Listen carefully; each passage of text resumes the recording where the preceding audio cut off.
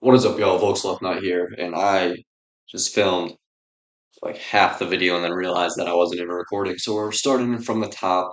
UFC 330, co-main and main events announced last night as well as some other fights have been announced. So let's just talk about which fights have been announced. Main event, Islam Makhachev versus Ian Gary. Absolute banger main event. Gonna give my prediction on that one a little bit down the road. And then co-main event, we got Mackenzie Dern versus Jillian Robinson. Also gonna give my prediction for that one later down the road in this video. And then for the prelims, we got Aaron Blanchfield versus Jasmine Judovicus, Edson Barbosa versus Esteban Rivovic, and Vicente Luque versus Tracion Gore, which I think those are all pretty good fights. The Aaron Blanchfield versus Jasmine Judovicus fight, it says it is on the main card, but for the sake of this video, I got three better fights for the main card, so we're going to put that one down on the prelims where it belongs, featured prelim, maybe fight before a featured prelim. Definitely should not be on the main card. If it's the featured fight, quick rant. If Aaron Blanchfield versus Jasmine Jabilgula is the featured fight, no hate to Jasmine or Aaron. Aaron, great fighter. Jasmine, I mean, she's a fighter. If that's featured fight, just get out of here with that. Don't even.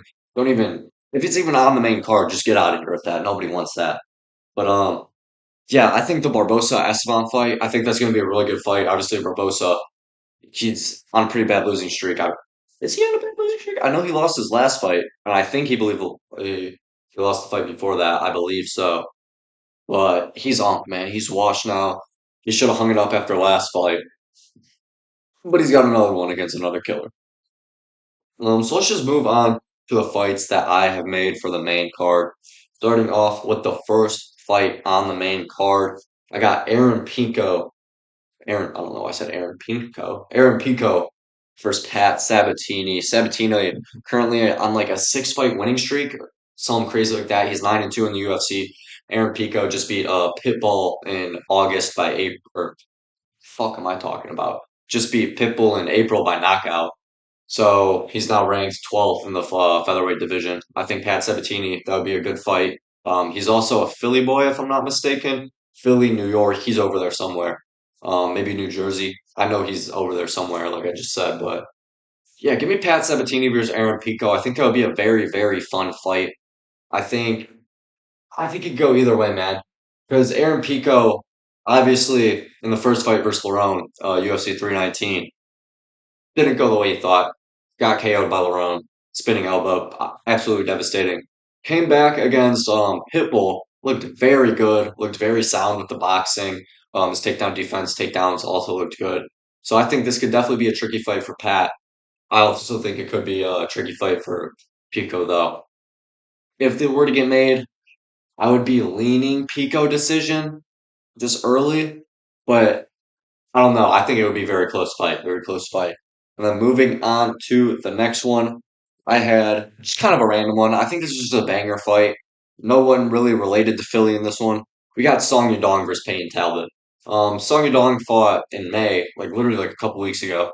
Got a round two guillotine versus Figgy, I believe it was. And then Talbot hasn't fought since December, where he beat Cejudo to get into the rankings. Currently, Yadong's ranked fifth in the bantamweight division. Talbot ranked 11th. Think it makes sense ranking wise, trying to push Talbot. Obviously, he is a big star. And then Yadong.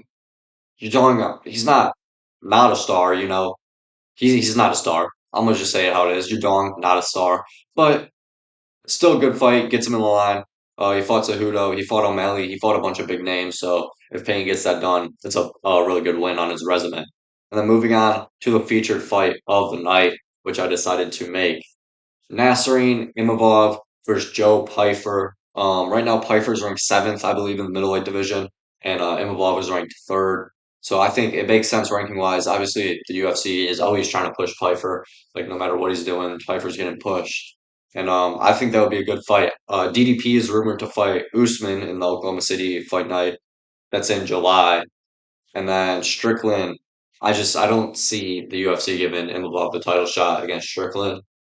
The UFC doesn't really like Imavov from what I've seen. I don't like Imavov personally. Love his striking, love his boxing, but the UFC clearly doesn't, and they love a Joe Pyfer. So why not give it to him? And then let's just move on to the co-main event now: Mackenzie Dern versus Jillian Robinson. I think this is an easy win for Mackenzie Dern, to be honest with you. I thought they were gonna give the rematch to Wei Lee because obviously she vacated to move up, and then she lost. She lost the belt to Shevchenko, or she didn't lose the belt. She lost to Shevchenko, and then I thought she was gonna move back down, get another get another title shot, beat Mackenzie Dern, and then she'll be title champion again. But I guess they're going the route of Jillian Robinson, which I really don't think she has a chance, to be honest with you. I think Mackenzie's jiu-jitsu and grappling is too good. I'm thinking early prediction, third, fourth round submission for Mackenzie Dern. And then moving on to the main event.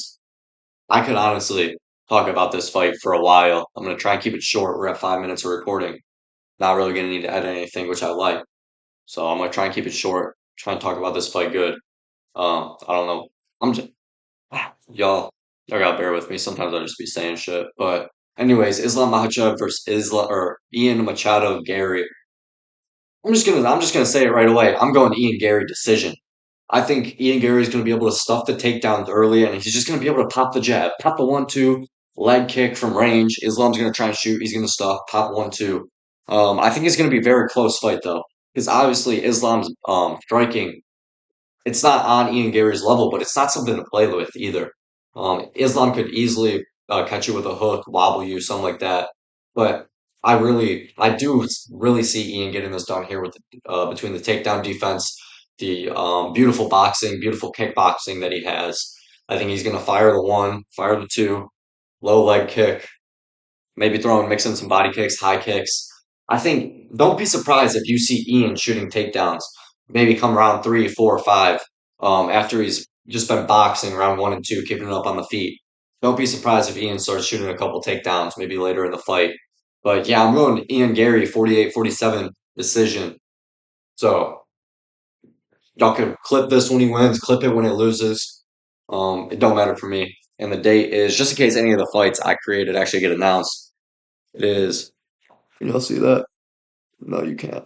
It's Thursday, June 18th at a solid 12:58 p.m. You can't see it. That's the little guaranteed rate field. Oh, there we go. Oh, man, I should shut off. There's guaranteed rate field on the background. Go White Sox, baby. Shut on my goat. Yes, sir. All right. That's enough yapping. See y'all tomorrow for the UFC Vegas 119 breakdown. Bye bye.